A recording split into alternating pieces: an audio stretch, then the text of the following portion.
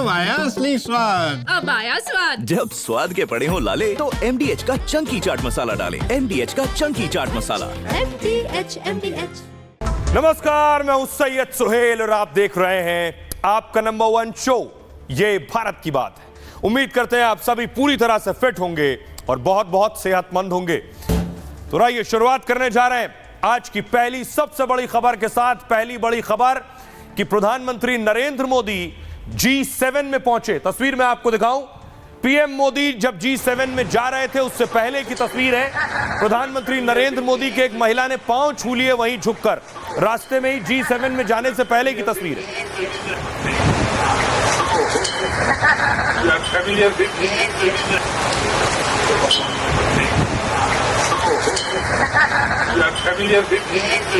तस्वीर मैं आपको दिखा रहा हूं। प्रधानमंत्री जब साइप्रस से कनाडा के लिए रवाना हो रहे थे, एक महिला अधिकारी आई उनसे मिलने के लिए, उनसे हाथ मिलाया। पीएम मोदी का झुककर पांव छुए, आशीर्वाद लिया। प्रधानमंत्री मोदी ने उनके सिर पर हाथ रखा।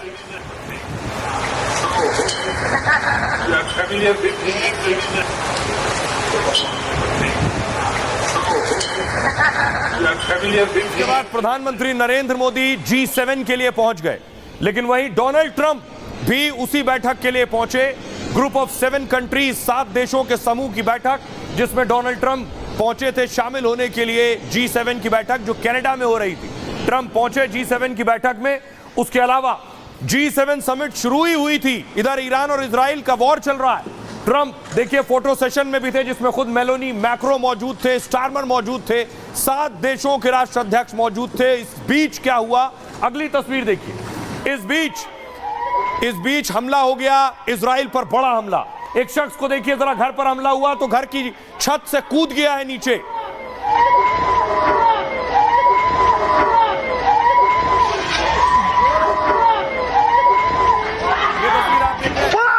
ये इजराइल की तस्वीर मैं आपको दिखा रहा हूं। इजराइल ने के एक घर पर ईरान ने अटैक किया।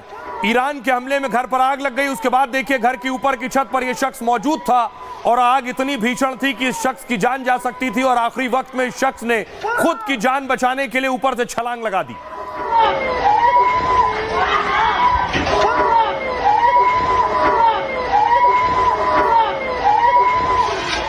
ईरान ने एक के बाद एक दर्जनों हमले किए हैं मिसाइल से, जिसके बाद ये इजराइल की तस्वीर आप देख रहे हैं। इजराइल के हालात जो बता रहे हैं कि ईरान किस तरह से लगातार हमले कर रहा है रिहायशी इलाकों में, शहरी इलाकों में, लोगों के घरों पर। यह दावा इजराइल कर रहा है कि वो हमारे आम लोगों पर हमला कर रहा है।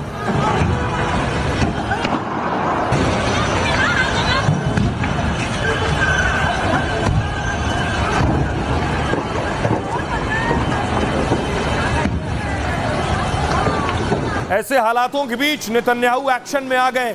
नेतन्याहू ये समझ रहे हैं इस बीच उन्हें और बड़ी कार्रवाई ईरान के खिलाफ करनी होगी।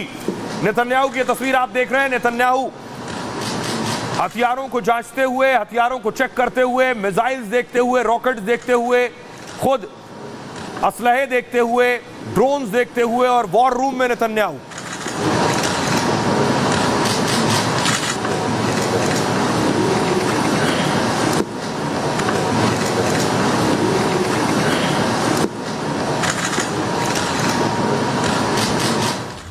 इजराइल और ईरान की टेंशन के बीच जो डोनाल्ड ट्रंप मौजूद थे G7 में, फौरन देखिए G7 की बैठक छोड़कर ट्रंप अमेरिका वापस चले गए। ट्रंप की तस्वीर आप देख रहे हैं। अमेरिका वापस लौट गए। कनाडा में जो G7 की बैठक हो रही थी वो वहीं छोड़ दी। अपने आप में बहुत बड़ी बात है कि ट्रंप आखिर वापस क्यों लौटे।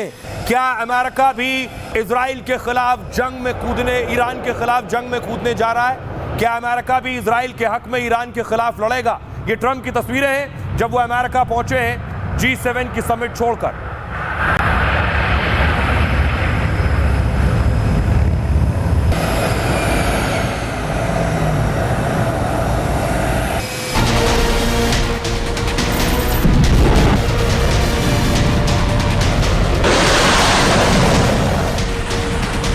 ईरान इजराइल जंग में क्या बहुत खतरनाक मोड़ आने वाला है? क्या इस महायुद्ध में अमेरिका की भी एंट्री होने वाली है? क्या ट्रंप ने बड़े ऑपरेशन की तैयारी भी शुरू कर दी है? और क्या इसलिए ट्रंप अचानक G7 समिट छोड़कर अमेरिका चले गए और अमेरिका पहुंचते ही ट्रंप ईरान को सरेंडर की धमकी देने लगे? Their cities have been blown to pieces. lost a lot of people. They should have done the deal. I told them, do the deal, and then a real end, not a ceasefire, and then So something that would be permanent. or giving up entirely. इधर Trump America में बड़ा plan बना रहे हैं, उधर America के बड़े बड़े जहाज और फाइटर प्लेन मिडिल ईस्ट की ओर बढ़ रहे हैं। क्या अमेरिका ईरान की घेराबंदी में जुट गया है और ट्रंप को ऑर्डर मिलते ही कर सकता है ईरान पर सीधा अटैक?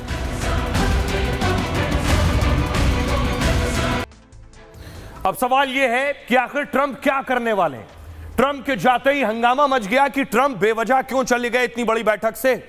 ट्रंप अचानक G7 की बैठक छोड़कर अमेरिका गए। रवाना होने से पहले फ्रांस के राष्ट्रपति मैक्रो ट्रंप से मिले। मैक्रो ने ट्रंप के G7 समिट छोड़ने पर एक बड़ा दावा किया। कहा वो इजराइल ईरान सीजफायर पर काम कर रहे हैं इसलिए चले गए।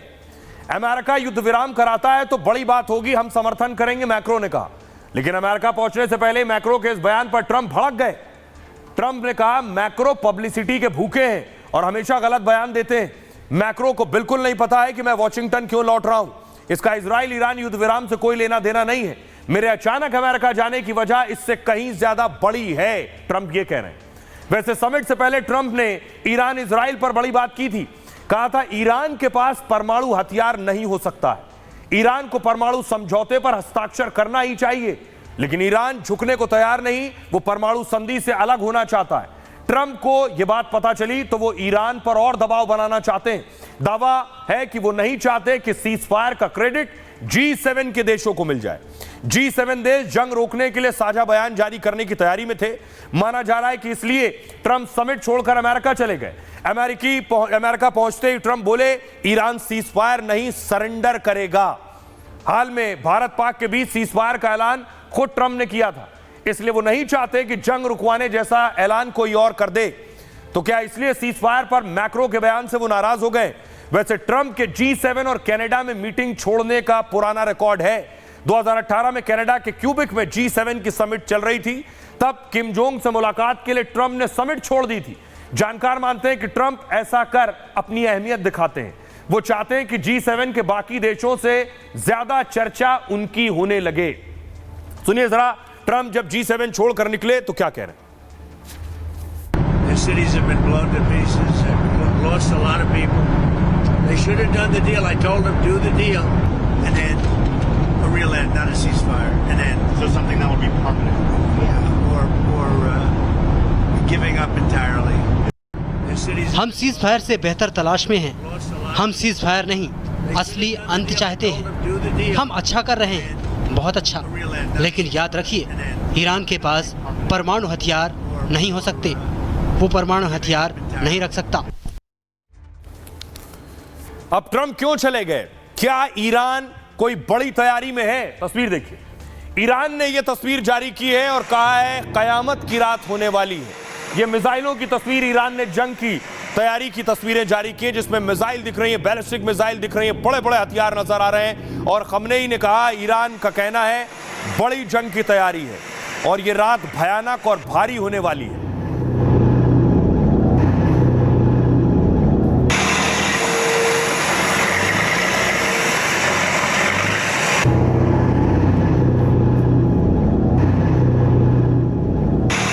अब सवाल यह है, क्या अब इस जंग में खुद ट्रंप उतरने वाले? क्या ट्रंप नेतन्याहू का साथ देने वाले हैं? क्या इजराइल के तरफ से अब खुद अमेरिका लड़ेगा? इसके कयास जो लगाए जा रहे थे, इसमें दम और तब मिला। अगली तस्वीर देखिए। अमेरिका का जो वॉरशिप है निमित्ज, ये वॉरशिप इजराइल की तरफ मूव कर रहा है। जैसे ये जानकारी मिली वह उसके बाद हड़कंप मच गया कि क्या अमेरिका इजराइल को सपोर्ट करने जा रहा है। इसीलिए अमेरिका ने अपने वॉरशिप, अपने हथियार इजराइल की तरफ भेज दिए। देखिए अमेरिका के हथियारों का जो मूवमेंट हो रहा है वो किस तरफ है, कौन कौन से हथियार अमेरिका ने उतार दिए हैं। सबसे पहले देखिए, मैं आपको दिखाऊं, यह है वॉरशिप। कयास लग रहा है कि अमेरिका अब सीधे जंग में उतर रहा है, क्योंकि यूरोप और मिडिल ईस्ट में अमेरिका ने अपनी तैनाती बढ़ा दी है। कई फाइटर जेट, तेल भरने वाले विमान और वॉरशिप की तैनात किए हैं। उसने खतरनाक युद्धपोत निमित्ज को भी मिडिल ईस्ट में भेज दिया है। ये जो निमित्ज है परमाणु ऊर्जा से चलने वाला खास अमेरिकी युद्धपोत है, मतलब बिना किसी ईंधन के सालों तक समंदर में रह सकता है। इसकी गिनती दुनिया के सबसे बड़े वॉरशिप में होती है। 60 से ज्यादा लड़ाकू विमान और हेलीकॉप्टर ये अपने ऊपर लेकर चल सकता है। इसमें लगी मशीन गन मिसाइलों को मार गिराने की क्षमता रखती है। नेवी की ताकत के मामले में ईरान इजराइल पर भारी है और लेकिन अमेरिकी युद्धपोत के आने से ईरान की टेंशन बढ़ गई है। जानकार मानते हैं कि अमेरिका F-16 और F-35 भी तैनात कर सकता है। F-16 और F-35 आधुनिक और खतरनाक लड़ाकू विमान हैं। 5वीं पीढ़ी के F-35 से इजराइल ने ईरान में तबाही मचाई। यह विमान आसानी से रडार की पकड़ में नहीं आता है। फाइटर प्लेन की तैनाती का मतलब ईरान की घेराबंदी है। अगला ये देखिए, यूरोप और मिडिल ईस्ट की ओर उसने उड़ते पेट्रोल पंप भी भेज दिए हैं। अमेरिका KC-135 और KC-46 हवाई टैंकर तैनात कर रहा है। Spain, Greece, Germany, Italy, Scotland में ऐसे कई हवाई टैंकर पहुंचे हैं। ये हवाई टैंकर हवा में ही दूसरे विमानों को ईंधन भरने में मदद करते हैं। इतनी हवाई टैंकरों की तैनाती सिर्फ इजराइल की मदद के लिए नहीं है। अमेरिका ऐसा तब करता है जब उसे तनाव या जंग का खतरा लगता है, ताकि उसके फाइटर प्लेन लंबे वक्त तक मिशन में रहे, फिर हमला कर सकें। अगली बड़ी चीज, मिडिल ईस्ट के 19 देशों में पहले से अमेरिका का सैन्य बेस है। यहां अब अमेरिकी सैनिकों की संख्या बढ़ाकर 50,000 कर दी है। यानी मिडिल ईस्ट में हर ऑपरेशन के लिए अमेरिकी सेना तैयार है। और अमेरिका अगर वाकई जंग में उतरता है तो अमेरिका ने देखिए कैसे पहले से तैयारी कर रखी है। अमेरिका के जो एयर बेस हैं ये इजराइल और ईरान के आसपास हैं। बहुत से अरब मुल्कों में भी अमेरिका ने अपने बेस बना रखे हैं। इससे पहले मैंने आपको दिखाया था, ये अमेरिकी बेसेस की तस्वीर है।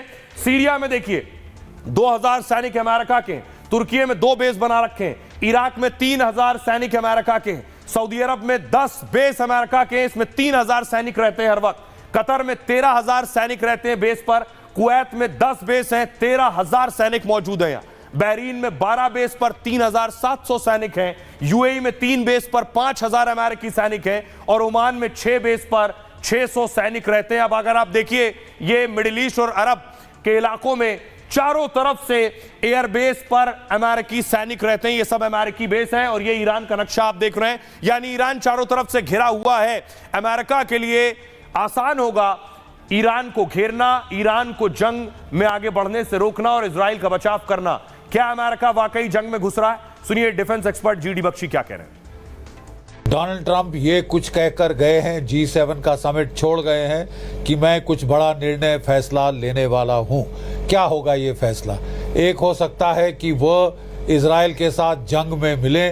फोर्डो जैसे बहुत हेविली प्रोटेक्टेड न्यूक्लियर इंस्टॉलेशन है, उसको mother of all bombs bunker buster GBU-57 से हिट करें और वो भी 2 लगाने पड़ेंगे, एक बार छेद करें, दूसरी बार पेनिट्रेट करें।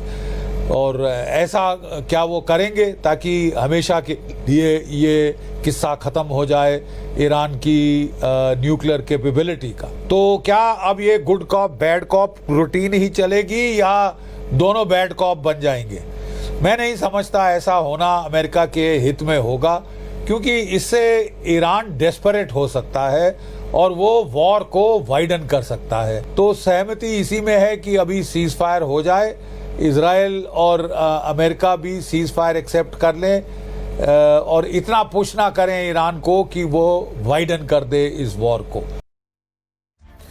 आखिर ट्रंप के वॉर में घुसने की नौबत क्यों मानी जा रही है? उसके पीछे बड़ी वजह क्या यह है, ईरान ने इजराइल का जो खुफिया विभाग है मोसाद, जिसका लोहा पूरी दुनिया मानती है, ये उसका हेडक्वार्टर आप देख रहे हैं मेरे पीछे, ये है मोसाद का हेडक्वार्टर जो इजराइल की राजधानी तेल अवीव में है। और आप जानकर ताज्जुब करेंगे कि ईरान ने एक के बाद एक दर्जनों मिसाइलें इस पर दाग दी हैं। अगली तस्वीर देखिए, ये देख रहे हैं बैलिस्टिक मिसाइल से ईरान ने अटैक किया और ये जो ईरानी मिसाइल है ये मिसाइल तेल अवीव पर सबसे ज्यादा गिरी।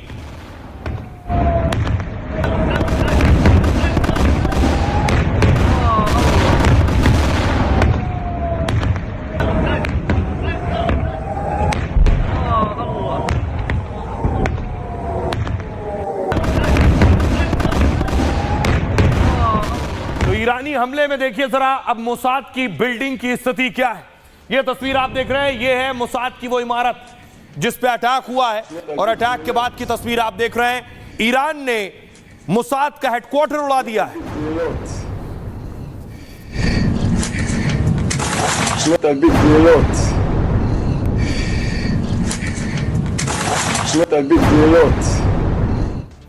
लगातार तेल अवीव को टारगेट कर रहा है, क्योंकि तेल अवीव राजधानी है इजराइल की और खुद नेतन्याहू यहां रहते हैं। ये देख रहे हैं तेल अवीव की तस्वीरें मैं आपको दिखा रहा हूं। फायर ब्रिगेड की गाड़ी वहां मौजूद है और आग बुझाने की कोशिशें कर रही है।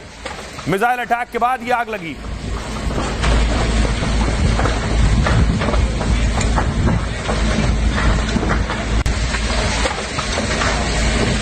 मोसाद पर हमला समझिए नेतन्याहू के राइट हैंड पर अटैक, क्योंकि मोसाद इजराइल की रीढ़ है। यह मोसाद की बिल्डिंग आप देख रहे हैं और खुफिया एजेंसी मोसाद और अमान के मुख्यालय को निशाना बनाया गया है। मोसाद का हेडक्वार्टर राजधानी तेल अवीव में है। मोसाद इजराइल की खतरनाक खुफिया एजेंसी है। मोसाद के हेडक्वार्टर में ही हर ऑपरेशन की तैयारी होती है। इजराइल के दुश्मनों की खुफिया जानकारी इसी हेडक्वार्टर में होती है। मोसाद सीधे प्रधानमंत्री बेंजामिन नेतन्याहू को रिपोर्ट करती है और मोसाद में करीब 7,000 एजेंट काम करते हैं। मोसाद का सालाना बजट करीब 22,000 करोड़ रुपए से ज्यादा है। ईरान पर हमले से पहले मोसाद के एजेंट सक्रिय थे। मोसाद के पास ईरान के सैन्य अधिकारियों की सटीक जानकारी थी और इजराइल ने ईरान के 9 से ज्यादा सीनियर कमांडर्स मार दिए मोसाद की इंफॉर्मेशन पर। इजराइल के हमले में ईरान के 6 से ज्यादा परमाणु वैज्ञानिक मार दिए गए। मोसाद ने ईरान की राजधानी तेहरान में ड्रोन फैक्ट्री बना रखी थी और इन्हीं ड्रोन से इजराइल ने ईरान के रडार और डिफेंस सिस्टम उड़ा दिए हैं। इजराइल का दावा यह है कि मोसाद के एजेंट अभी भी ईरान में एक्टिव हैं और ईरान अब तक 60 से ज्यादा लोगों को गिरफ्तार कर चुका है। इन लोगों पर मोसाद के लिए जासूसी का आरोप है। ईरान को जंग में सबसे ज्यादा नुकसान मोसाद ने पहुंचाया, इसलिए ईरान ने मोसाद के हेडक्वार्टर पर मिसाइल दाग दी है। अब इससे पहले ईरान ने मोसाद के एजेंट को पकड़ा था अपने मुल्क में। तस्वीर देखिए उसके घर पर जब रेड की है। यह ईरान में मोसाद के एजेंट के घर ठिकाने पर रेड हुई है। वहां सामान आप देखिए क्या क्या बरामद हुआ है और इसी एजेंट के निशानदेही और इनपुट्स पर इजराइल ने सैन्य कमांडर मार दिए ईरान के, वहां के परमाणु वैज्ञानिक मार दिए। अब उसके ठिकाने पर रेड हुई है। ये सारा सामान उसके घर से मिला है। इसमें बहुत सी हाईटेक चीजें जिसे असेंबल करके क्या बनाया गया, वो क्या कर रहा था एजेंट, इसकी जानकारी जुटा रहा है ईरान। उस एजेंट को भी पकड़ लिया गया। अगली तस्वीर देखिए। पहली तस्वीर देख रहे हैं मोसाद के उस एजेंट को पकड़ लिया ईरान ने और दूसरी तस्वीर आप देख रहे हैं जिसे फांसी दे दी गई है। यह भी एजेंट था, इसे भी फांसी पर लटका दिया गया है। फुल स्क्रीन लीजिए जरा। ये 2 लोगों को आप देख रहे हैं, एक को सजाए मौत दे दी गई है और दूसरे को पकड़ लिया है। यानी हमें फॉइल मूव किए उसी में तो आला राफ्ता में लावज़म। अब आइए इस पर आखिर नेतन्याहू क्या कह रहे हैं जो इस वक्त हालात बने हुए, सुनिए। כמו סרטן, אתה יודע שיש לך סרטן שעומד להרוג אותך. אתה עוקר את הסרטן. इजरायली हमलों ने ईरान के परमाणु कार्यक्रम को बहुत पीछे धकेल दिया है। हम व्यवस्थित रूप से परमाणु लक्ष्यों को नष्ट करना जारी रखते हैं। इजराइल ईरानी सरकार को गिराने का प्रयास नहीं कर रहा था, लेकिन उन्होंने कहा लेकिन अगर हमले के परिणाम स्वरूप ऐसा हुआ तो उन्हें आश्चर्य नहीं होगा। अब सवाल यह है कि आखिर ये जो मोसाद का हेडक्वार्टर उड़ाया है ये क्यों किया ईरान ने, क्योंकि उससे पहले इजराइल ने ये बड़े कमांडर्स ईरान के मार दिए हैं। ये देख रहे हैं 1 2 3 4 5 6 7 कमांडर ढेर कर दिए इजराइल ने। अगली तस्वीर देखिए जरा। दूसरी तस्वीर ये जिसकी तस्वीर कल मैंने आपको दिखाई थी। ईरान ने अपना नया कमांडर चुन लिया था। कमांडर तो नया चुन लिया, कमांडर की रैम्बो की तरह एक तस्वीर भी डाल दी ईरान ने नए कमांडर की गोली चलाते हुए। लेकिन आपको जानकर ताज्जुब होगा इस कमांडर को भी, जो नया ही बना था कल, इस कमांडर को भी इजराइल ने मार दिया। अगली तस्वीर देखिए। यह वो कमांडर अली शादमानी, नए आर्मी चीफ को भी इजराइल ने ढेर कर दिया है। आपको याद होगा इसका हाल वैसा हो रहा है जैसे हिजबुल्लाह चीफ मारे जा रहे थे एक के बाद एक, तो लेबनान ने क्या किया, चीफ बनाने ही बंद कर दिए कि जिसको चीफ बनाओ अगले दिन वो मार दिया जाता है। जंग में इजराइल ने खमनेई को बड़ा झटका दिया है। ईरान के नए सेना प्रमुख अली शादमानी को ढेर कर दिया। अली शादमानी को 4 दिन पहले ही सेना प्रमुख बनाया गया। उन्हें युद्धकालीन चीफ ऑफ स्टाफ की जिम्मेदारी मिली थी, यानी इजराइल हमलों का नेतृत्व अभी अली ही कर रहे थे।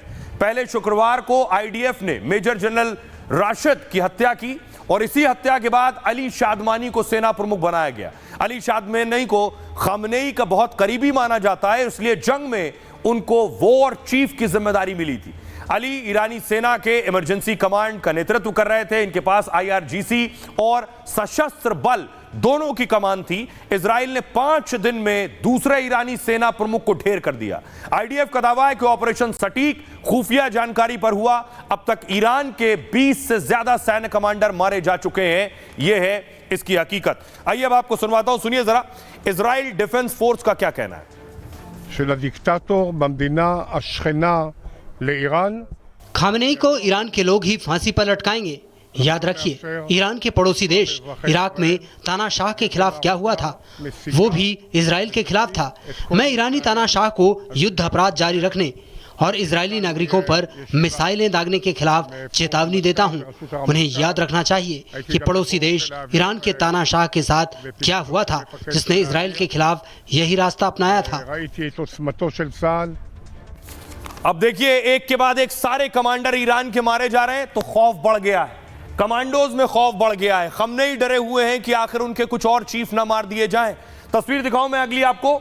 यह तस्वीर आप देख रहे हैं IRGC यानी ईरानी सेना का जो बैंक है, ईरानियन रेवोल्यूशनरी गार्ड का जो बैंक है, उसके ATM पर साइबर अटैक हुआ है। ATM काम करने बंद हो गए हैं। इजराइल ने यह साइबर अटैक किया है, जिसके बाद उनकी सेना का ATM काम नहीं कर रहा है।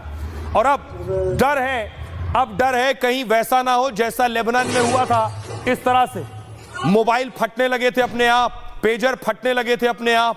अब यह डर सता रहा है खमेनी को, यह डर सता रहा है ईरानी सेना को कि कहीं इजराइल ऐसा ना कर दे, इसलिए मोबाइल रखने पर भी बैन लगा दिया गया है। यह बैन लगाया है इजराइल की सेना पर। सेना प्रमुख अली की मौत के बाद ईरान में नया आदेश जारी किया गया। सैन्य कमांडरों को मोबाइल ना रखने का आदेश दिया गया है। माना यह जा रहा है कि इजराइल मोबाइल लोकेशन ट्रैक कर रहा है और इसी के सहारे दर्जनों कमांडर और न्यूक्लियर वैज्ञानिक मारे गए। ईरानी सेना में इलेक्ट्रॉनिक उपकरण पर खास निर्देश जारी हुए।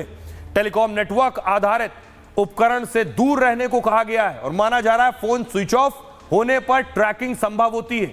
कमांडर वैज्ञानिक से कहा है आपकी लोकेशन ट्रेस हो सकती है, मिल सकती है। दावा है इसी तकनीक से हमास चीफ को ईरान में मारा गया था। पिछले साल लेबनान और सीरिया में पेजर वॉकी टॉकी ब्लास्ट हो गए। इनसे हिजबुल्लाह के लड़ाकों को टारगेट किया गया। अब ईरान में भी एक के बाद एक कमांडर मारे जा रहे हैं। इजराइल को तकनीक के मामले में काफी मजबूत माना जाता है। ईरान से जंग में भी इजराइल को ज्यादा सैन्य नुकसान नहीं हुआ, जबकि इजराइल चुन चुनकर ईरान के कमांडर और वैज्ञानिक मार रहा है। इसलिए ईरानी सेना में मोबाइल जैसे उपकरण बैन की तैयारी हो रही है। सुनिए इजराइल के रक्षा मंत्री को आपने सुना और अब सुनिए जरा क्या कुछ कह रही है इजरायली सेना। हम ईरानी शासन से जुड़ी सामरिक प्रणालियों पर हमला करना जारी रखते हैं। जो महत्वपूर्ण उपलब्धियां हमने हासिल की है उन्हें और गहरा और विस्तारित करते हैं। हम अपने दुश्मनों का लगातार पीछा करते रहेंगे और अपनी उन्नत क्षमताओं के माध्यम से उन पर हमला करेंगे। हम आगे बढ़ रहे हैं, हम श्रेष्ठ हैं और हम विजयी होंगे। और अब देखिए एक तरफ मोबाइल रखना बैन होने जा रहा है कि कमांडर्स मोबाइल न रखें। साइबर अटैक हो रहा है IRGC पर, तो साइबर अटैक हुआ इजराइल के न्यूज चैनल पर।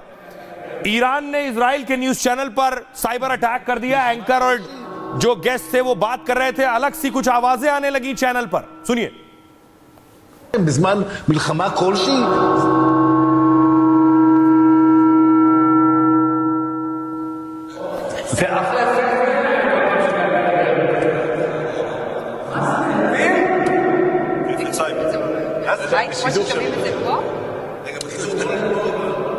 בזמן מלחמה כלשהי?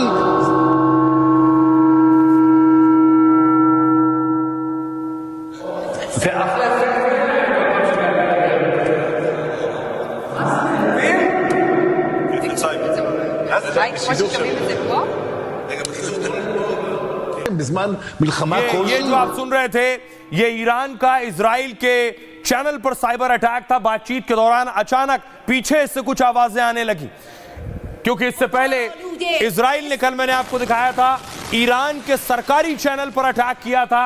एंकर स्टूडियो छोड़कर भागने पर मजबूर हो गई। ये गुबार आलूदे استودیو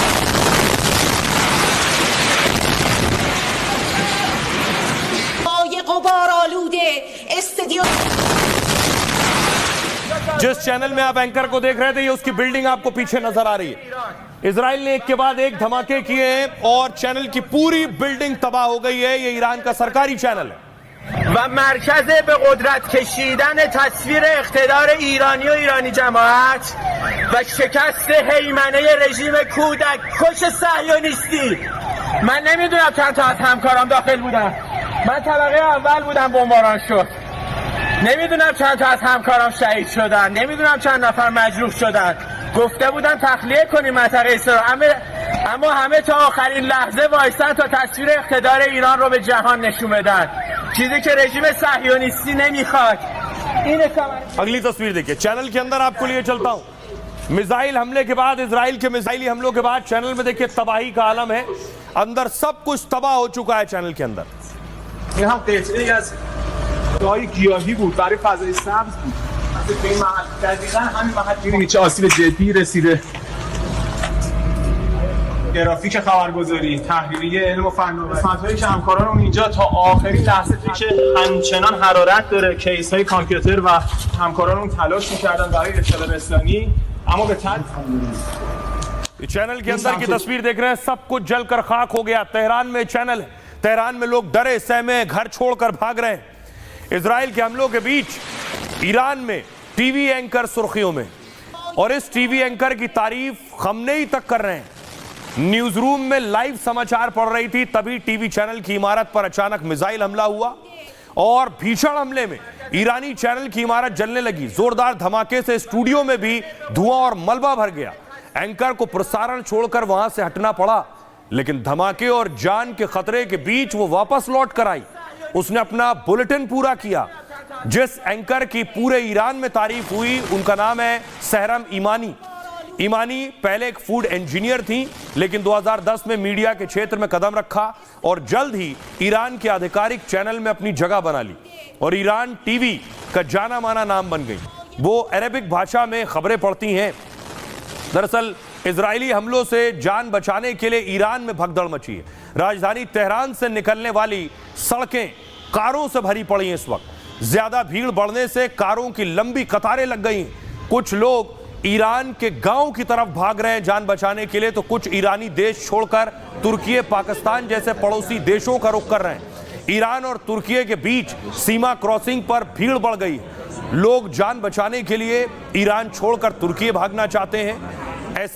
ऐसी तस्वीर पाकिस्तानी बॉर्डर से भी सामने आ रही है, जहां ईरान छोड़कर पाकिस्तान भागने वालों की भीड़ नजर आ रही है। हालांकि सोचिए, ताज्जुब की बात यह, मुस्लिम देश पाकिस्तान, वहां की शाहबाज सरकार ईरानियों के लिए अपनी सीमा को बंद कर दिया है। ईरान और पाकिस्तान के बीच 909 किलोमीटर लंबी बॉर्डर पर किसी भी शख्स के आने पर रोक लगा दी गई है। यह है इन देशों की हकीकत। भागने वालों में सबसे ज्यादा तेहरान के लोग शामिल हैं, क्योंकि तेहरान ही इजराइल का मेन टारगेट है। इजरायली सेना ने खुद तेहरान छोड़ देने की अपील की, यानी तेहरान पर बहुत बड़े हमले की तैयारी हो रही है। तेहरान राजधानी के साथ ही कई कारणों से महत्वपूर्ण है। यहाँ संसद भवन है, राष्ट्रपति भवन समेत कई मंत्रालय मौजूद है, यानी पूरे ईरान का कंट्रोल रूम तेहरान में ही स्थित है। ईरान के सुप्रीम लीडर खमनेई भी यहीं रहते हैं और तेहरान को ईरान की अर्थव्यवस्था का दिल भी कहा जाता है। यहाँ गैस और तेल से संबंधित तमाम कारोबार मौजूद है। तेहरान की कुल आबादी 1.5 करोड़ के आसपास है, जो कि ईरान की कुल आबादी का 12 से 18% तक है। तेहरान पर हमला मतलब ईरान का पूरा खात्मा। हालांकि इसलिए इजराइल का मुख्य टारगेट तेहरान शहर है। अब आपको दिखाऊं कि दूसरी तरफ जो भारतीय ईरान में रह रहे हैं, वो भारतीय भी वहां से निकलना चाह रहे हैं। ईरान से आर्मेनिया पहुंच गए भारतीय, हजारों की संख्या में भारतीय रहते हैं ईरान में। वो किसी तरह से कोशिश में है कि भारत वापस आए और भारत सरकार भी अपने स्तर पर भारतीयों को वहां से निकाल रही है। देखिए जरा, भारतीयों को कैसे लाया जा रहा है, आखिर किस रूट से भारतीय वापस आएंगे, क्योंकि इस वक्त जंग चल रही है, एयर स्पेस बंद है, तो आखिर उनकी वापसी कैसे होगी। ये मैप आप देख रहे हैं, ईरान का नक्शा आप देख रहे हैं। किस तरह से इस नक्शे के जरिए आप समझिए कहां से कहां जाना है और उसके बाद किस तरह से ये लोग भारत वापस आएंगे। इसे फिर से प्ले कीजिए जरा। और कैसे आप देखिए नारदूस चौकी देख रहे हैं, वहां से एयरपोर्ट जाएंगे और उस एयरपोर्ट से जाकर आर्मेनिया जाएंगे, उस यरवेन एयरपोर्ट से फिर भारत लौटेंगे। ईरान में बिगड़ते हालात के बीच भारत ने बड़ा एक्शन लिया है। वहां फंसे भारतीयों को निकालने का अभियान शुरू हुआ है और उर्मिया यूनिवर्सिटी से 110 छात्रों को बॉर्डर पर पहुंचाया गया। यहां से बस के जरिए ये भारतीय छात्र आर्मेनिया एयरपोर्ट पहुंचेंगे। येरवेन एयरपोर्ट से फ्लाइट के जरिए सभी भारत लाए जाएंगे और ईरान के प्रमुख शहरों से आर्मेनिया का बॉर्डर बहुत नजदीक है, इसलिए आर्मेनिया देश को भारतीयों के रेस्क्यू के लिए चुना गया है। आर्मेनिया के साथ ही विदेश मंत्री एस जयशंकर ने यूएई से भी बात कर ली है। जरूरत पड़ने पर यूएई का भी सहयोग रेस्क्यू में ले सकते हैं। ईरान में हमलों की वजह से एयर स्पेस पूरी तरह से बंद है और इसी वजह से भारत का कोई भी विमान वहां लैंड नहीं कर सकता, इसलिए दूसरे देशों के जरिए भारतीयों को ईरान से निकाला जा रहा है। 1500 छात्र समेत करीब 10,000 भारतीय इस वक्त ईरान में। 110 भारतीय छात्रों का पहला जत्था जल्द भारत पहुंचने वाला है। फिलहाल ईरान में फंसे भारतीयों की वापसी का अभियान शुरू हो गया है। आइए आपको सुनवाता हूं, सुनिए अखिलेश यादव क्या कह रहे हैं और क्या कह रहे हैं वो लोग जिनके परिवार के लोग फंसे हुए हैं। बगल में गए हुए हैं, किसी एयरपोर्ट पे उतर जाए सबको लेके आए। बगल में गए हुए हैं, किसी एयरपोर्ट पे उतर जाए सबको लेके आए। बगल में गए हुए हैं, किसी एयरपोर्ट पे उतर जाए सबको लेके आए। क्योंकि रात को ये वहाँ ज्यादा अटैक्स वगैरह होते, चाहे वहाँ से या यहाँ से। सप्लाईज नहीं पहुँच पा रही है और बेसिकली वो खुद कुक कर रही है, तो वो बोल रहे थे हमको, हम बना रहे थे लेकिन खा नहीं पा रहे थे टेंशन की वजह से। तो बाकी यूनिवर्सिटी वालों का भी उनका सपोर्ट मिला, लेकिन एम्बेसी वालों के हम थैंकफुल है कि उन्होंने उनको कंटिन्यू उनके साथ इन टच रहे, उनको सपोर्ट किया, उनको आज मॉर्निंग में इवैक्यूएट किया। अभी पता नहीं है क्योंकि उसका कंटैक्ट ही नहीं है, अभी पता नहीं वो कहाँ पहुँचे, ना उनको बोला गया है कि हम आपको कहाँ ले जाएंगे, लेकिन खाली एम्बेसी वालों ने बोला हम आपको सेफर प्लेस पे ले जाएंगे, वहाँ से फिर हम देखेंगे, हम आपको इवैक्यूएट करके दिल्ली भेज देंगे। अब सवाल यह है कि ईरान और इजराइल दोनों के ऊपर भीषण हमला कर रहा है। ये ईरान की तस्वीरें आप देख रहे हैं। इजराइल ने जो ईरान पर हमला किया है, ये वो तस्वीरें, तेहरान की तस्वीरें। सबसे ज्यादा अटैक तेहरान में, इसीलिए सबसे ज्यादा लोग तेहरान छोड़कर भाग रहे हैं। सुनिए, एक रॉकेट इस साइड ही आ रहा है, वो देखो, वो रॉकेट आ रहा है इधर। अगर आप सुनिए तो किसी भारतीय ने जो तेहरान में था, उसने वीडियो बनाए हैं मिसाइल के, वो हिंदी में बातचीत कर रहा है। बगल कोसार انبار نفت شهران رو زدن سطح ओ देखो वहां पे तो बहुत सारे फट रहे हैं। ओ शिट, मुंह में देखा, वो देखो सारे एक रॉकेट इस साइड ही आ रहा है, वो देखो, वो रॉकेट आ रहा है इधर।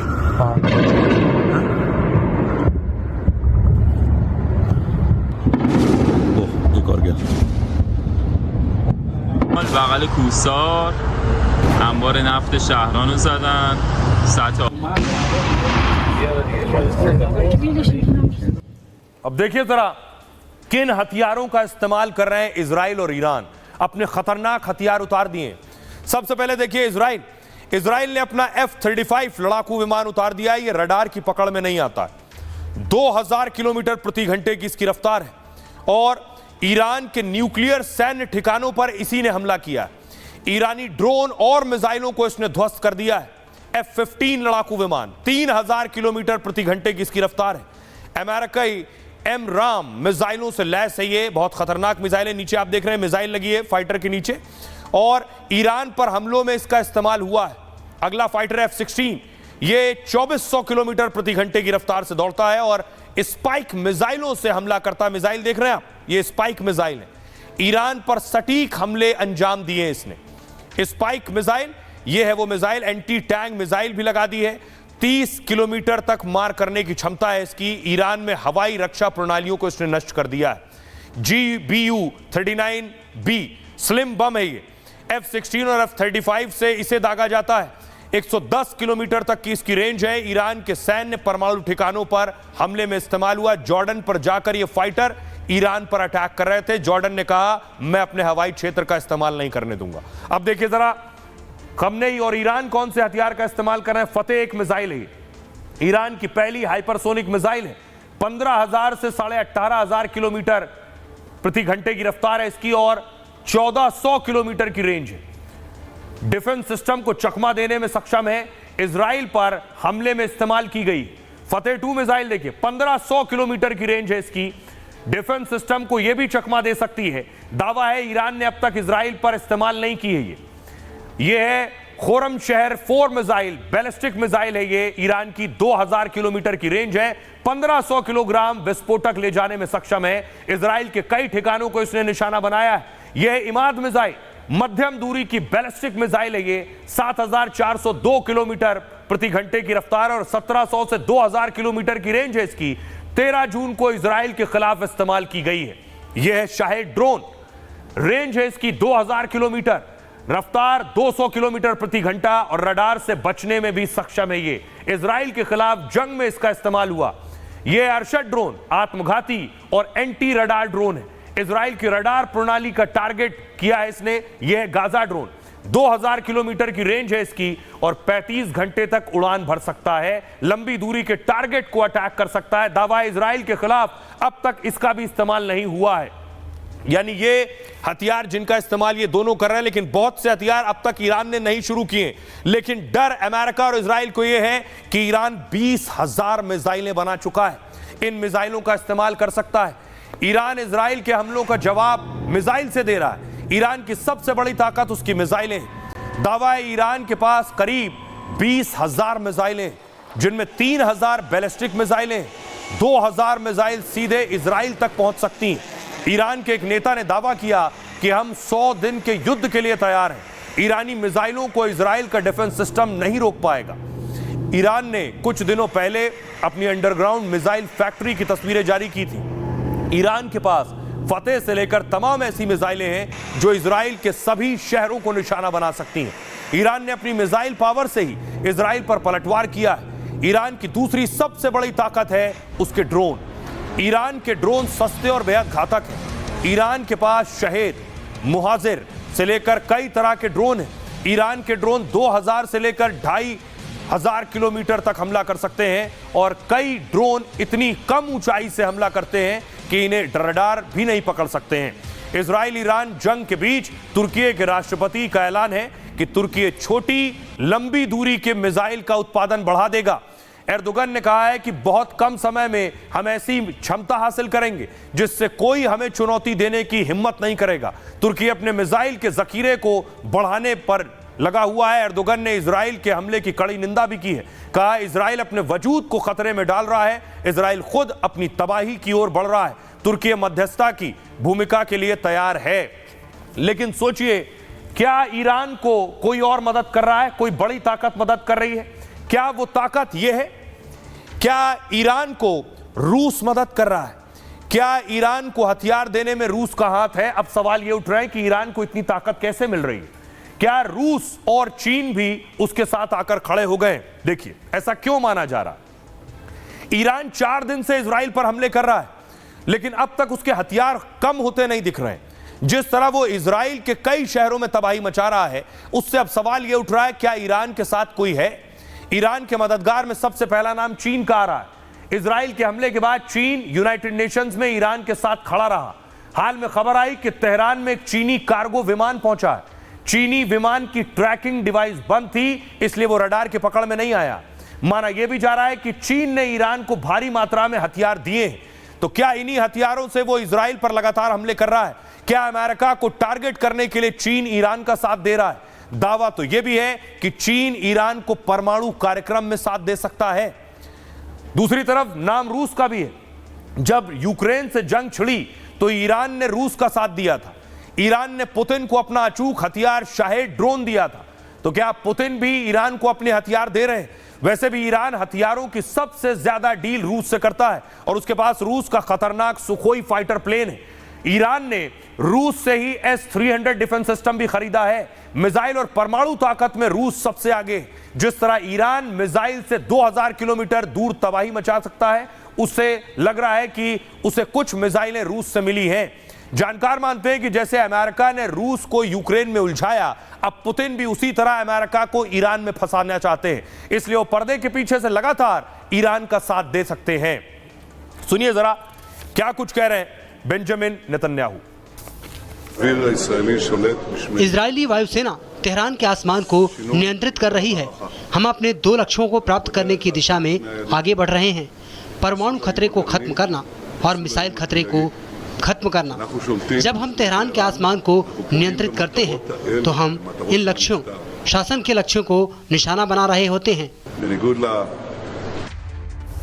अब सवाल यह है कि क्या इजराइल ईरान के परमाणु ठिकानों पर निशाना साधने जा रहा है, उन्हें पूरी तरह से तबाह करके ही दम लेगा। जरा देखिए, यह मैं आपको ईरान के न्यूक्लियर प्लांट दिखा रहा हूं। पहली तस्वीर आप देखिए, पूरी तरह से ढांचा सही सलामत है। और दूसरी तस्वीर देखिए, इजराइल के हमले में न्यूक्लियर प्लांट पर अटैक हुआ, न्यूक्लियर प्लांट को नुकसान पहुंचा, लेकिन न्यूक्लियर प्लांट पूरी तरह से अभी खत्म नहीं हुआ है ईरान का।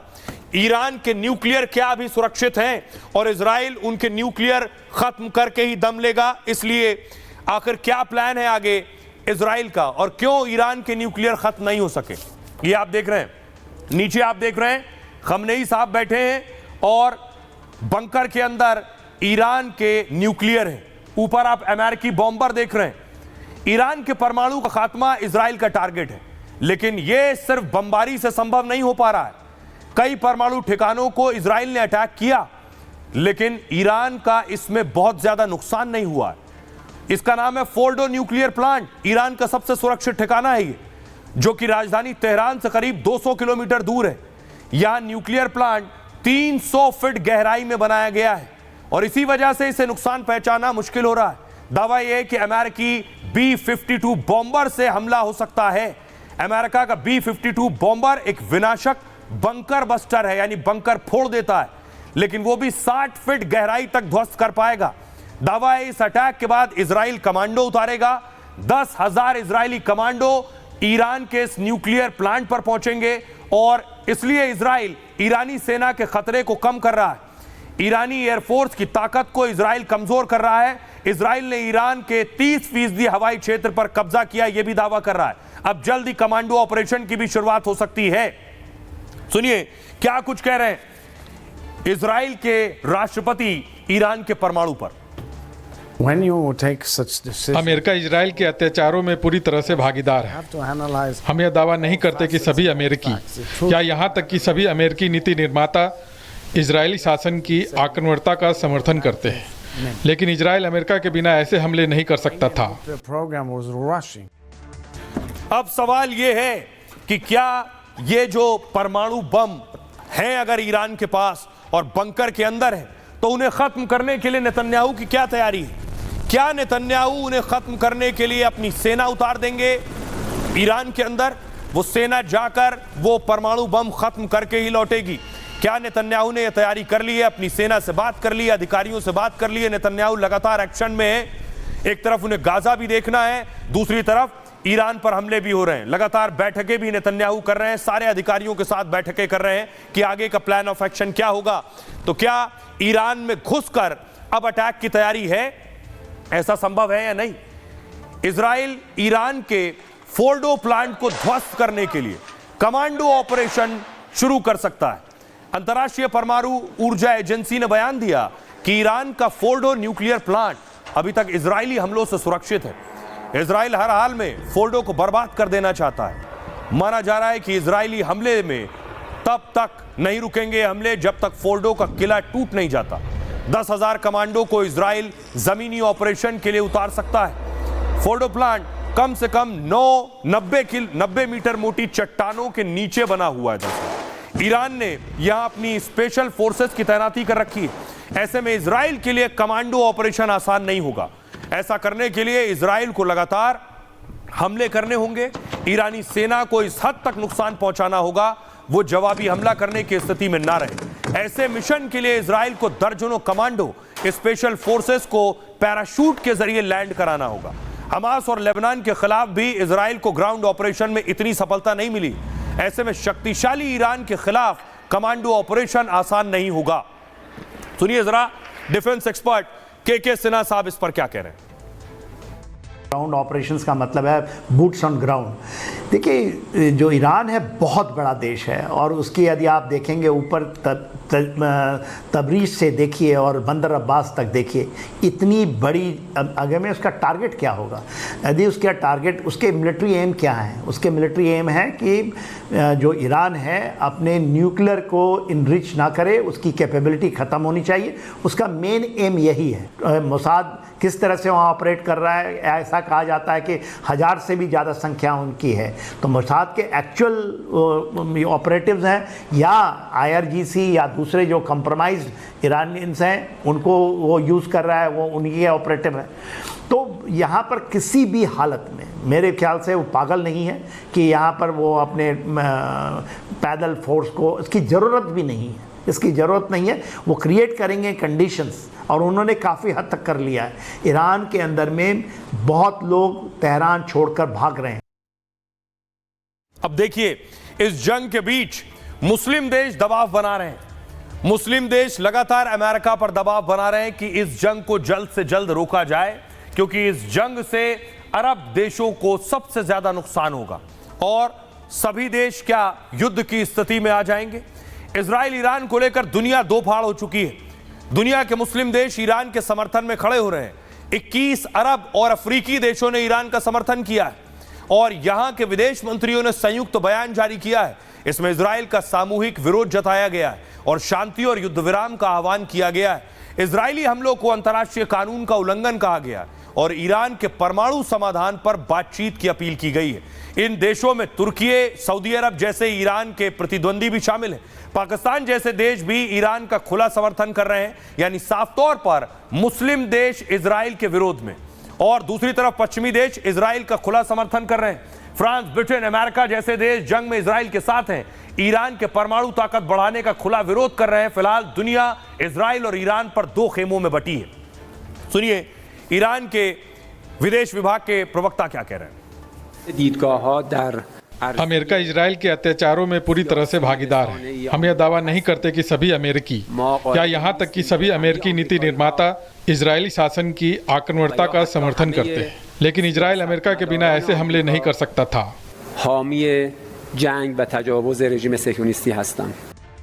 अब सबसे डर की बात यह है कि पाकिस्तान का इसमें कोई लेना देना नहीं, लेकिन पाकिस्तान फिर भी डरा हुआ है कि हमारा नंबर ना आ जाए। पाकिस्तान की फजीयत एक हुई, वो तस्वीर मैं आपको दिखाऊं, अगली तस्वीर। मुनीर पहुंचे थे आज अमेरिका।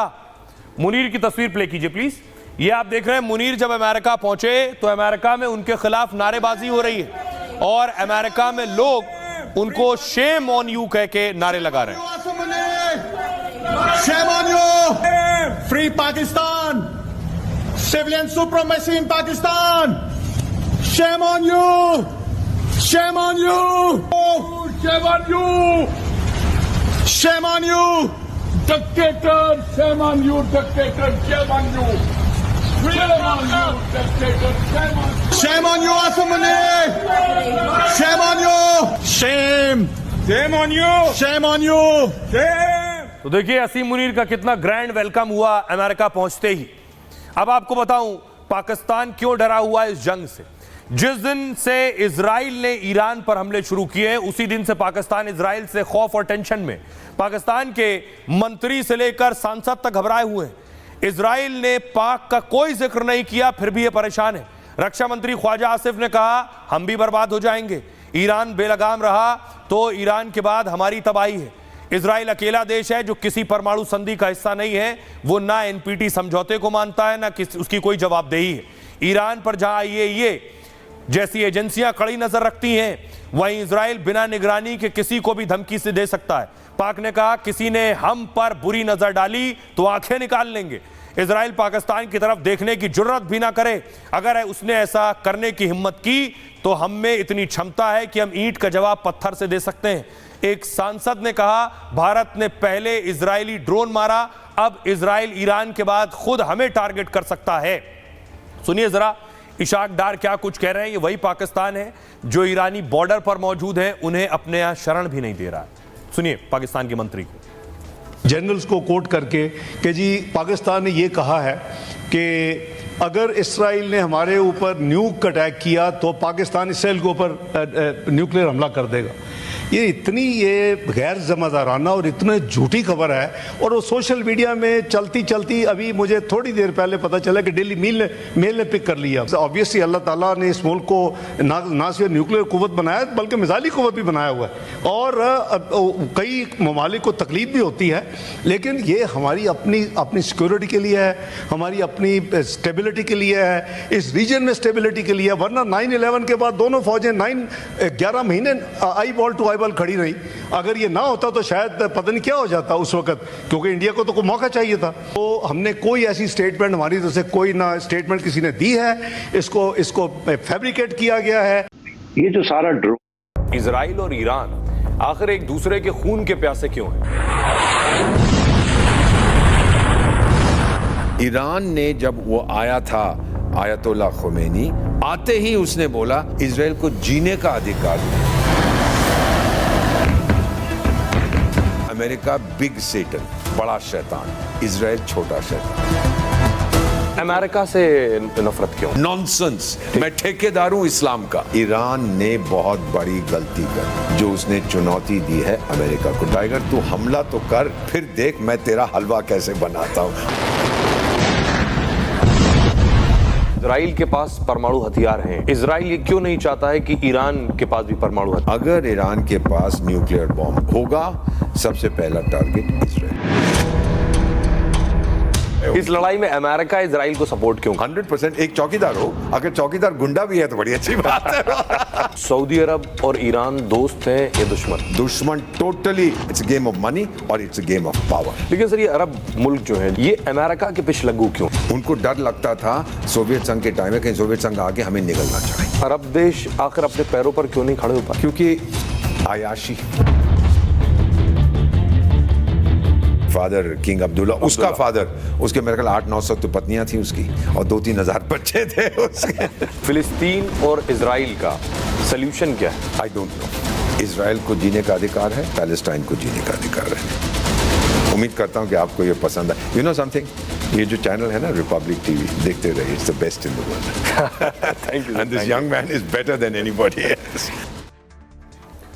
और इजराइल और ईरान जंग पर यह पूरी बातचीत दीपक बोरा साहब के साथ आप आज YouTube पर रिपब्लिक डिजिटल पर 10 बजे देख सकते हैं। आइए खबरों में आगे बढ़ते हैं। आज की एक और बड़ी खबर है। अब खबर भारत से जुड़ी, हवा में उड़ान और हथेली पर जान। दरअसल तस्वीरें सबसे पहले मैं आपको दिखा रहा हूं। जब प्लेन क्रैश हुआ अहमदाबाद में, जो हॉस्टल था डॉक्टर्स का, उस हॉस्टल की तस्वीर आप देख रहे हैं। जहां प्लेन क्रैश हुआ उस बिल्डिंग में छात्र कूदने लगे थे अपनी जान बचाने के लिए। देखिए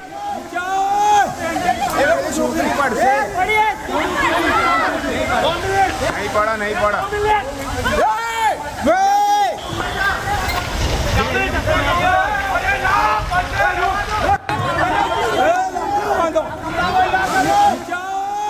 ये आप देख रहे हैं, इसी बिल्डिंग के बगल में विमान क्रैश हुआ, आग लगी थी, छात्रों में डर था, अपनी जान बचानी थी। उस वक्त हॉस्टल की बिल्डिंग से कूदने शुरू हुए वो डॉक्टर्स जो तैयारी कर रहे थे।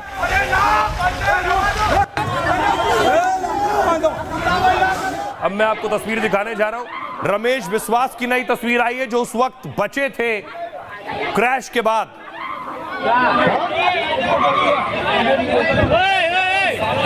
पीले घेरे में आपको नजर आ रहे हैं रमेश विश्वास, देखिए निकल कर आए हैं, पीछे आग लगी हुई है और चल कर आ रहे हैं सामने से।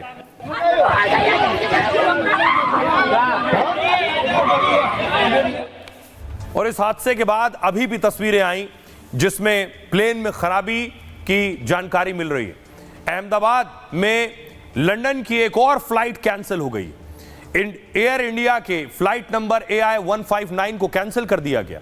5 दिन में अहमदाबाद टू लंदन की दूसरी फ्लाइट कैंसिल हुई है। एयर इंडिया की AI-159 को दोपहर 1:10 पर उड़ान भरनी थी, लेकिन खबर है कि तकनीकी खराबी की वजह से इसे कैंसिल कर दिया गया। टेक ऑफ से कुछ घंटे पहले ही इस तकनीकी खराबी का पता चला। हालांकि एयर इंडिया ने विमान में खराबी से इनकार किया है। फ्लाइट कैंसिल होने से पैसेंजर्स को जो परेशानी पर हुई उसके लिए खेद जताया। एयर इंडिया ने एक और फ्लाइट को कैंसिल कर दिया। एयर इंडिया के मुताबिक फ्लाइट संख्या AI-170 आज कैंसिल रहेगी। इस विमान को लंदन से अहमदाबाद आना था, उसके बाद अहमदाबाद से अमृतसर के लिए जाना था। एयर इंडिया ने एक और फ्लाइट को रद्द कर दिया। एयर इंडिया की इस फ्लाइट का नंबर है AI-142 और AI-142 भी टेक्निकल परेशानी आने पर रद्द की गई। फ्लाइट की उड़ान से पहले जांच के दौरान गड़बड़ी दिखी। AI-142 को दिल्ली से पेरिस के लिए उड़ान भरना था। एयर इंडिया ने कहा कि परेशानी को दूर किया जा रहा है। पिछले 3 दिन में 6 फ्लाइट कैंसिल की गई हैं। इनमें 3 फ्लाइट केवल एयर इंडिया की हैं। आज सुबह कोलकाता एयरपोर्ट पर विमान से लोगों को उतरना पड़ा। यह विमान सैन फ्रांसिस्को से कोलकाता होते हुए मुंबई जा रहा था, लेकिन विमान में अचानक तकनीकी खराबी आ गई। विमान के बाएं इंजन में खराबी आने का पता चला। आज ही इंडिगो विमान में बम की सूचना मिली। यह विमान मस्कट से कोच्चि होते हुए दिल्ली जा रहा था और नागपुर एयरपोर्ट पर इसकी इमरजेंसी लैंडिंग करवाई गई। 16 जून को एयर इंडिया की 2 फ्लाइट्स को वापस लौटना पड़ा। एक फ्लाइट हांगकांग से दिल्ली आ रही थी जिसमें तकनीकी खराबी आ गई और दूसरी फ्लाइट दिल्ली से रांची की उड़ान पर थी जिसे तकनीकी समस्या के कारण दिल्ली को डाइवर्ट करना पड़ा। 15 जून को ब्रिटिश एयरवेज की फ्लाइट लंदन से चेन्नई आ रही थी और इसे भी तकनीकी खराबी की वजह से वापस लौटना पड़ा। 15 जून को ही लुफ्थांसा एयरलाइंस को बम से उड़ाने की धमकी मिली, जिसके कारण लुफ्थांसा को फ्रैंकफर्ट में वापस लैंडिंग करनी पड़ी। सुनिए जरा, फ्लाइट्स कैंसिल हो रही है, लोग क्या कह रहे हैं। 2 बार हमारी ये फ्लाइट कैंसिल हुई है और एयर इंडिया कोई जवाब नहीं देते। हम मैसेज भी करते तो इतना होल्ड होता है, हमको 15-15 मिनट होल्ड रखना पड़ता है और हमको सामने से भी अच्छा कोई रिस्पांस नहीं आता है एयर इंडिया में से। अब हम लोग अभी अगली बार से एयर इंडिया में आने वाले नहीं है। तो अभी क्या है, मॉर्निंग में मैंने कॉल किया था एयर इंडिया में, उन लोगों ने बताया कि जो फ्लाइट है वो ऑन टाइम है। फिर हम इधर आए तो बता रहे थे कि फ़्लाइट है वो डिले हुई है 3 आवर्स। सो हमको 1 PM की जगह 3 PM का टाइम दिया और अभी जब टाइम बोर्डिंग का आया, अंदर जाने का है, चेक इन का टाइम आया, तो वो लोग बोल रहे हैं कि अब फ्लाइट कैंसिल हो गई है। अब आपको दिखाने जा रहा हूं केदारनाथ हेलीकॉप्टर हादसे में मारे गए पायलट राजबीर सिंह चौहान का आज अंतिम संस्कार हुआ। आज जयपुर के चांदपोल मोक्ष धाम में उनका अंतिम संस्कार हुआ। उन्हें आखिरी विदाई देने के लिए परिवार और रिश्तेदारों के साथ आसपास के लोग भी बड़ी संख्या में मौजूद थे। यह क्षण इतना भावुक था कि सबकी आंखों में आंसू नजर आ रहे थे। उनकी पत्नी लेफ्टिनेंट कर्नल दीपिका चौहान ने उन्हें दाह संस्कार स्थल पर पुष्पांजलि अर्पित की। इस दौरान वो काफी देर तक चुपचाप वहां खड़ी रहीं और उन्हें निहारती रहीं, जिसे देखकर हर कोई भावुक हो गया। अंतिम संस्कार से पहले जब उन्हें दाह संस्कार के लिए ले जाया जा रहा था, तब दीपिका आगे आगे सेना की वर्दी में अपने पति की फोटो लेकर चल रही थी। इस दौरान उनके साथ नाते रिश्तेदार, आस पड़ोस के और जानने वाले तमाम लोग साथ चल रहे थे। सेना में राजवीर के बैचमेट भी उनके इस अंतिम सफर में शामिल हुए। राजस्थान सरकार में मंत्री और बीजेपी नेता राज्यवर्धन सिंह राठौर भी साथ चल रहे थे। विधायक बालमुकुंद आचार्य और दूसरे राजनीतिक दल और सैन्य अधिकारी भी मौजूद थे। 15 जून को केदारनाथ हेलीकॉप्टर क्रैश में राजवीर सहित 7 लोगों की मौत हो गई थी।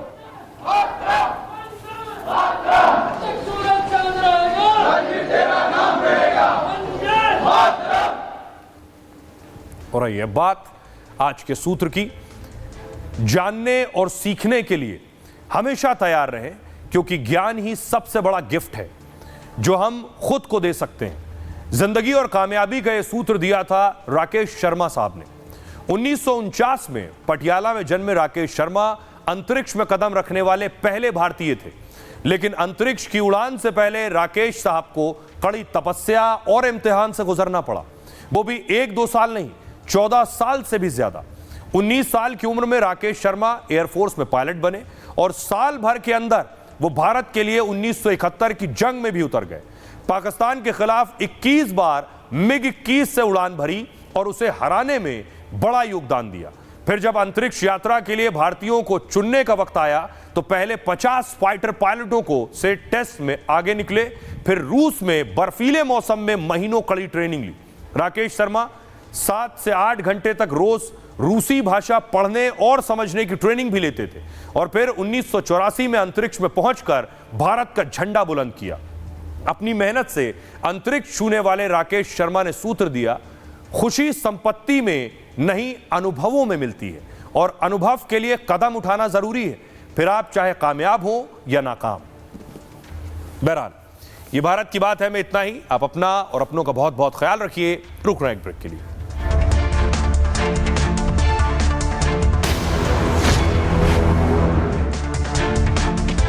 MDH की हल्दी मिर्ची धनिया करे कमाल, ये रंग दे, ये खुशबू दे, ये तीखा, ये कम पड़े, क्या निराला MDH मसाला।